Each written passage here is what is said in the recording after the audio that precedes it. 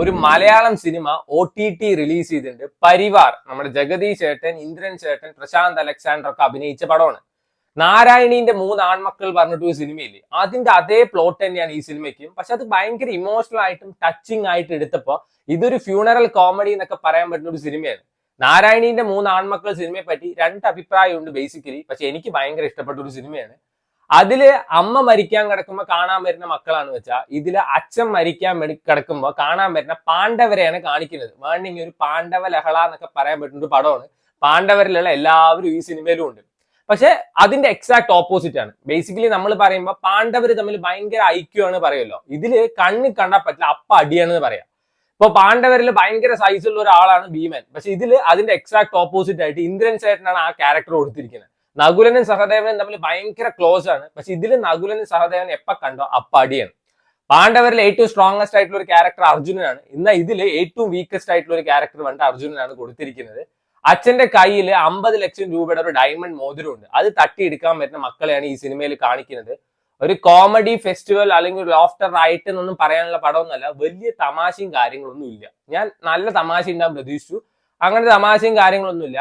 എന്നാൽ കണ്ടിരിക്കാവുന്ന ഒരു പടം, ഒരു 2 മണിക്കൂറോളം ഉള്ള പടമാണ്. അത് കണ്ടിരിക്കാന്ന് പറയാൻ കാരണം ഇതിലത്തെ കാസ്റ്റാണ്. ജഗദീഷ് ചേട്ടനും അതേപോലെ പ്രശാന്ത് അലക്സാണ്ടറും ഇന്ദ്രൻ ചേട്ടനും ഒക്കെ ഉള്ളതുകൊണ്ട് നമുക്ക് കണ്ടിരിക്കാം. വലിയ ബോറടിയും കാര്യങ്ങളൊന്നും തോന്നില്ല. ഞാൻ ഈ സിനിമയുടെ പ്ലോട്ട് ഫുൾ ആയിട്ടൊന്നും പറഞ്ഞിട്ടൊന്നുമില്ല. ആദ്യത്തെ ഒരു 15 മിനിറ്റ് നടക്കുന്ന കാര്യം ഞാൻ പറഞ്ഞിട്ടുള്ളൂ. ബിജിബാലാണ് ഇതിന് മ്യൂസിക് ചെയ്തിരിക്കുന്നത്.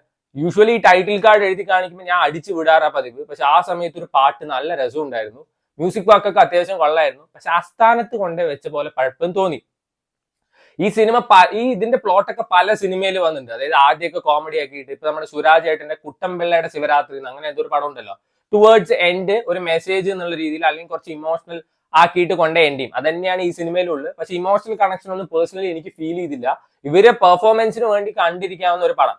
ആൻഡ് ഇതിൽ ഏറ്റവും കിടിലായിട്ട് പെർഫോം ചെയ്ത് എനിക്ക് തോന്നിയിട്ടില്ല മറ്റേ നിഷ പറഞ്ഞ ക്യാരക്ടർ ഇത് നമ്മുടെ പ്രശാന്ത് അലക്സാണ്ടറിന്റെ വൈഫായിട്ട് ഒരു കൊച്ചു അഭിനയിച്ചിട്ടുണ്ട്. കിടിലനായിരുന്നു കേട്ടോ.